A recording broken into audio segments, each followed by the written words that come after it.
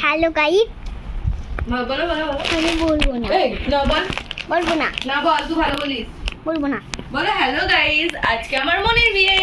হ্যাঁ গাইস, আজকে আমার মনির বিয়ে। কোন মনির গো? ওইটা এই তোর মুখটা ওইটা। হ্যাঁ হ্যাঁ হ্যাঁ, ওই মনিটার।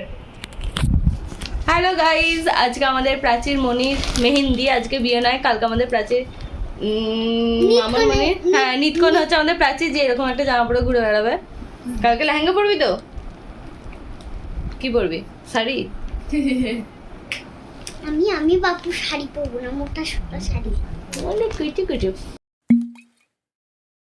এই ভিডিওটায় আমাকে পুরোটাই ব্যাকে সাউন্ড দিতে হবে, কারণ তখন মেহেন্দি চলছিল আর ব্যাকগ্রাউন্ডে প্রচুর গান হচ্ছিল, যেগুলো যদি আমি দিতে স্টার্ট করি, এর ভয়েসটা তখন অ্যাকচুয়াল যে ভয়েসটা হচ্ছিলো সেটা যদি আমি দিতে স্টার্ট করি তাহলে আমার পুরোটাই কপিরাইটে ভর্তি হয়ে যাবে। কেকটা কাটা হচ্ছিলো মেহেন্দির দিন, কারণ দিদির আগে ব্যাচেলার্স পার্টি আমরা করিনি, সেজন্য ভাবলাম যে লাস্ট বিয়ের আগে ও একটা কেক কাটুক। আর এখানে তো আমরা গ্যাস লাইটার আনতে ভুলে গেছিলাম, সেজন্য দেশলাই দিয়ে জ্বালাচ্ছিলাম, আর সামনেই ফ্যান, এয়ার কুলার এগুলো রাখা ছিল, সেজন্য ভালো করে হচ্ছিল না। তোমরা একটু পর দেখলে বুঝতে পারবে যে কতজন চেষ্টা করতে এসেছিলো শুধুমাত্র এটা চালানোর জন্য। অনেকক্ষণ ধরে চেষ্টা করার পর এটা জ্বলেছিল। এখানে এলো ক্যামেরাম্যান, তারপরে এলো ভিডিওগ্রাফার, তারপরে ওদিক থেকে আরও অনেকে হেল্প করছিল। আর তোমরা রিয়াকশানটা দেখলে বুঝতে পারবে যে হঠাৎ করে এটা জ্বলতে স্টার্ট করে দিয়েছিল।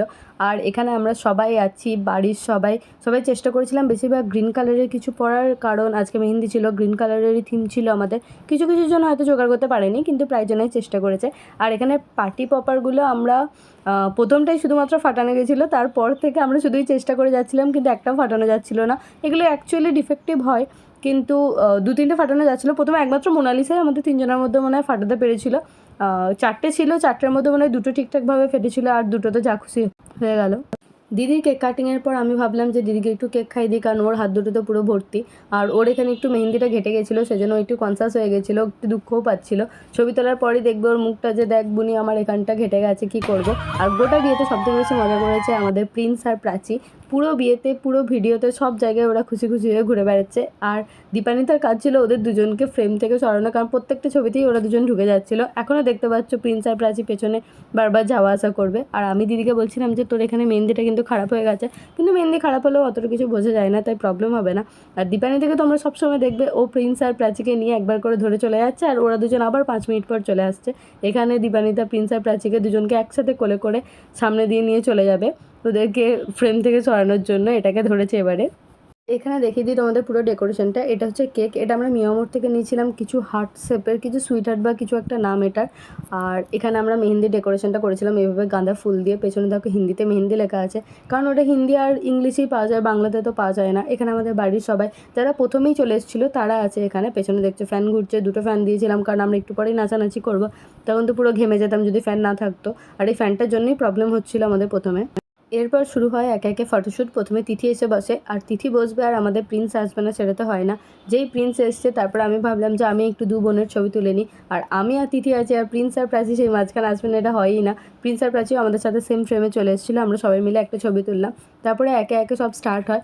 এই হচ্ছে আমাদের প্রাচী বেবি আর প্রিন্স বেবি, যারা দুজন কিন্তু মনির সাথে খুব সুন্দর পোজ দিয়ে ছবি তুলেছে। এখানে এসছে পলি, কিন্তু পলি প্রথমে লাইন পায়নি, কারণ বর্দি বসে গেছিলো। তারপর যখন বর্দির ছবি তোলা হয়ে যায় তারপরে প্রাচী বসে। আর এখানে দীপানিতা আবার গেছে 2টো বাচ্চাকে ধরে নিয়ে আসতে। ও এইভাবেই 2টো বাচ্চাকে বারবার ধরে নিয়ে আসছিলো, আর ওরা দুজন আবার 5 মিনিট পরেই চলে আসছিলো। এখানে অনেকক্ষণ পর পলি চান্স পেয়েছে ছবি তোলার, তারপর পলি আর দিদি ছবি তোলে, তারপরে আসে মাসি, মাইমা, সবাই। দিদির এই মেহেন্দি ড্রেসটা তোমাদের কেমন লেগেছে বলবে। দিদির মেহেন্দি ড্রেসটা কিন্তু আমার পার্সোনালি খুব বেশি পছন্দ হয়েছে, খুব গর্জাস ড্রেসটা। ও হোয়াইট পাথরের কাজ ছিল। আর সবাই মিলে ছবি তুলেছি, সবাই মিলে কেক খেয়েছি। তারপরে সবার অ্যাকচুয়ালি নাচার অনেক সিকোয়েন্স আছে আমাদের, কিন্তু আমি যেহেতু নাচছিলাম আর একটু কাজে ব্যস্ত ছিলাম, সেজন্য সব ভিডিও তো আমি করিনি, তাই কিছু জায়গায় তোমরা দেখতে পাবে। আর এটা হচ্ছে দিদির একটা বান্ধবী, দিদির খুব ভালো বান্ধবী দীপানিতা দি। এখানে দিদিকে পড়ানো হচ্ছিল মেহেন্দি, আর দিদি পেয়েছিল খুব বেশি জল তেষ্টা, সেজন্য দিদি বলছে আমাকে প্লিজ কেউ জল খাওয়া। আর এখানে দিদির সামনে থেকে লুকটা তোমরা দেখতে পাবে, মেকআপটাও কিন্তু খুব ভালো লাগে।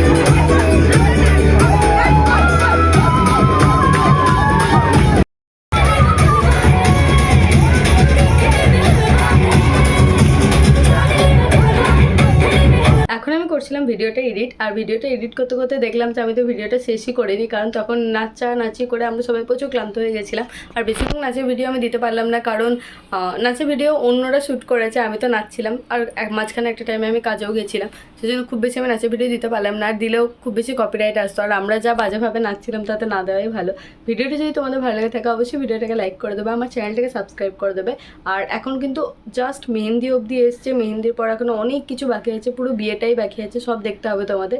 আজকের মতো টাটা।